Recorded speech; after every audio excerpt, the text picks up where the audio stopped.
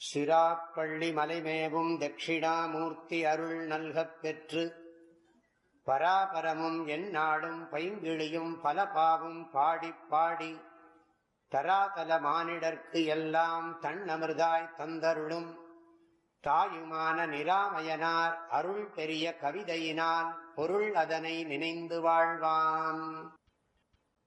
அடுத்த பாடல் படிக்கலாம். தாக்கும் நல்லானந்த ஜோதி அணு தன்னில் என் சிறியனை தன்னருளால் போக்குவரவற்றிருக்கும் சுத்த பூரணம் ஆக்கி நான் புதுமை காண்மின்னே சங்கர சங்கர சம்போ.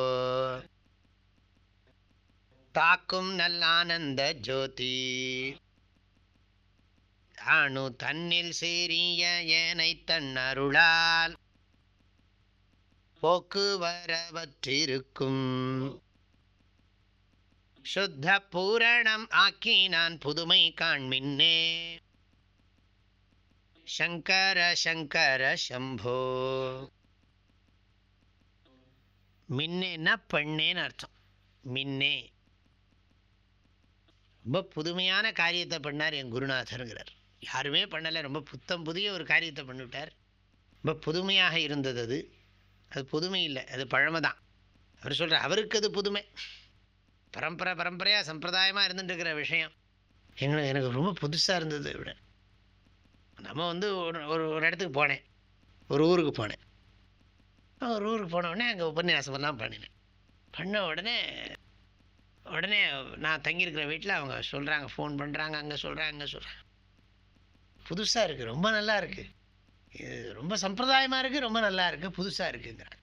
நான் சொன்னேன், இது ரொம்ப பழசு விஷயம், ரொம்ப பழசு தான். நீங்கள் கேட்காதனால உங்களுக்கு இது புதுசாக இருக்கே தவிர, இது என்றைக்கும் ரொம்ப சம்பிரதாயம். பழசுன்னா இது பழசுக்கு பழசு, புதுசுக்கு புதுசுன்னெலாம் சொல்லணும்.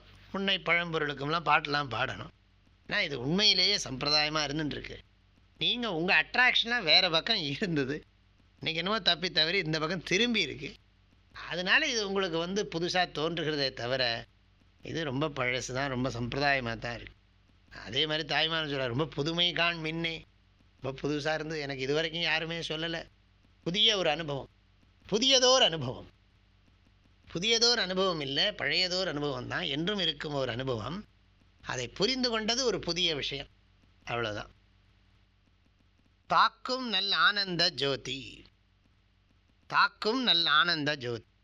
தமிழில் அந்த உரையை படிக்கிறேன். திருவருள் பரிசிக்க தகுந்த சிறந்த இன்பமயமான அருட்பெருஞ்சோதி உருவாகிய முதல்வன். அருட்பெருஞ்சோதி உருவாகிய முதல்வன். தாக்கும் நல் ஆனந்த ஜோதி நம்முடைய உள்ளத்திலே எப்பொழுதும் நம்மை தாக்கி கொண்டிருக்கிறது. தாக்கி கொண்டிருக்கிறதுனா இந்த இடத்துல ரியலாக தாக்கிக்கிறதுக்கு வாச்சியார்த்தம் பண்ணக்கூடாது. அருள் புரிந்து கொண்டிருக்கிறது.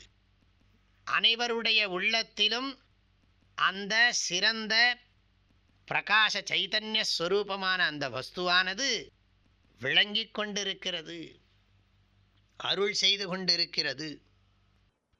இந்த பாடலுடைய கருத்துக்களை அடுத்த பகுதியில் பார்க்கலாம்.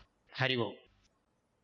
தந்தை தாயும் நீ, என் உயிர் துணையும் நீ, சஞ்சலமது தீர்க்க வந்த தேசிக வடிவு நீ.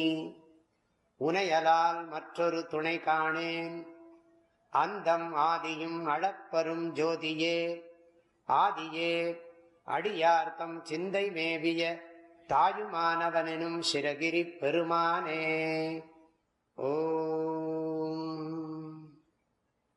தேனி வேதபுரி பூஜ்ய ஸ்ரீ ஓங்காரானந்த மகா சுவாமிகளின் அருட்குரலில் கற்பவை கற்போம் என்ற தலைப்பிலான தாயுமானவர் பாடல் விளக்கங்கள் நாள்தோறும் வாட்ஸ்அப் வாயிலாக அன்பர்களுடன் பகிர்ந்து கொள்ளப்படுகின்றன. இதனை உங்கள் மொபைலில் பெற ஓங்கார ஹிருதயம் என்ற வாட்ஸ்அப் சேனலை சப்ஸ்கிரைப் செய்து கொள்ளுங்கள். ஹரி ஓம்.